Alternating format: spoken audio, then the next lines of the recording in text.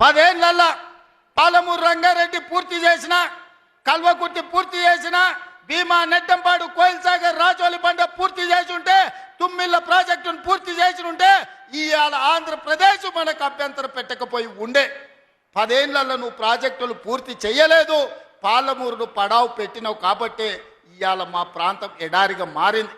ఆనాడు 2014లో నేను కొట్లాడి తెచ్చిన మక్తల్ నారాయణపేట కొడంగల్ ప్రాజెక్టు ఒకనాడు ఉమ్మడి రాష్ట్రంలో రాజశేఖర రెడ్డి గారు ముఖ్యమంత్రి ఉన్నప్పుడు దివంగత నాయకుడు చిట్టెం నర్సిరెడ్డి గారు మొట్టమొదట ప్రస్తావించండు మక్తల్ నారాయణపేట కొడంగల్ ప్రాజెక్టు గురించి. ఆ తర్వాత వారు చనిపోయినాక దాని గురించి మాట్లాడిన వాళ్ళే లేరు. మళ్ళీ 2009లో కొడంగల్ ఎమ్మెల్యేగా నేను బాధ్యత తీసుకున్న తర్వాత ఆ కాగితాలు వెలికి తీసి నేను కొట్లాడి 2014లో ఈరోజు నా మక్తల్ నారాయణపేట కొడంగల్ ప్రాజెక్టు తీసుకొచ్చిన.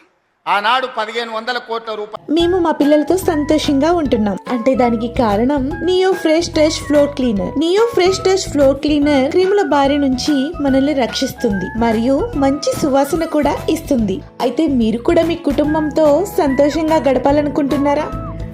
అయితే వాడండి neo fresh touch floor cleaner. అంచనా అయ్యింది 1500 కోట్ల రూపాయలతోని 107,000 ఎకరాలకు ప్రాజెక్టు కట్టడానికి అనుమతులు తెచ్చినాం. 10 ఏళ్ళు నా మీద కక్షతోని పాలమూరు మీద పగతోటి చంద్రశేఖరరావు ఈ ప్రాజెక్టును పక్కన పెడితే ఈరోజు నేను వచ్చిన తర్వాత తిరిగి వాటిని దుమ్ము దులిపి పనులు మొదలుపెట్టిన. ఇవాళ 4,500 కోట్ల రూపాయలతోటి మక్తల్ నారాయణపేట కొడంగల్ ప్రాజెక్టును పూర్తి చేయాలి 2 ఏళ్ళలో అని ఈరోజు టెండర్లు పిలిచి పనులు ప్రారంభిస్తే ఇవాళ పగబట్టి ఆయన టీవీలలో పేపర్లలో అడ్డుకుంటున్నారని అంటున్నాడు. నేను అడుగుతున్న చంద్రశేఖరరావు, నువ్వు 70 ఏళ్ళు మాకు అన్యాయం జరిగింది. మా ప్రాంతంలో నీళ్లు పోయినా మా ప్రాంతం నుంచి తరలిపోతున్న కృష్ణానది జలాలు మాకు తాగడానికి మా సాగునీరుకు అందు రాకపోయినా ఈ దేశంలో ఎక్కడ ప్రాజెక్టులు కట్టినా బాక్రానంగల్ కావచ్చు, శ్రీశైలం కావచ్చు, నాగార్జున సాగర్ కావచ్చు, ఎస్ఆర్ఎస్పి కావచ్చు, ఈ దేశంలో ఎక్కడ ప్రాజెక్టులు కట్టినా తట్ట పని, పార పని, మట్టి పని, చెమట తీసే ప్రతి పని మా పాలమూరు బిడ్డలు చేసి దేశానికి ప్రాజెక్టులను అందించారు.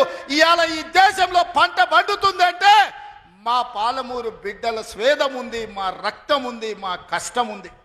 అట్లాంటి మా జిల్లా ఎడారిగా మారి వేలాది మంది వలసలు పోతుంటే తమ పసిపిల్లల్ని తల్లిదండ్రుల దగ్గర, ముసలోళ్ళ దగ్గర, గుడిసెల దగ్గర వదిలి జంటలుగా మేస్త్రీల ఎంబడి వలస పోతుంటే వలసలు ఆపాలని ఇవాళ మా ప్రాజెక్టులు పూర్తి చేయాలని ప్రయత్నం చేస్తుంటే మా మీద పగబట్టినవు ఎందుకు చంద్రశేఖరరావు అని నేను అడుగుతున్నా.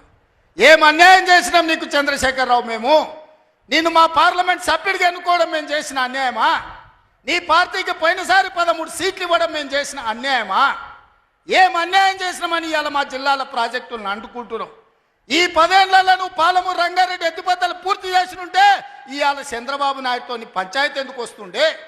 ఆనాడు నువ్వు వైఎస్ రాజశేఖర రెడ్డి ముఖ్యమంత్రి ఉన్నప్పుడు ఆనాడు పోతిరెడ్డిపాడు పక్క 4,000 క్యూసెక్స్ నుంచి 40,000 క్యూసెక్లకు పెంచింది.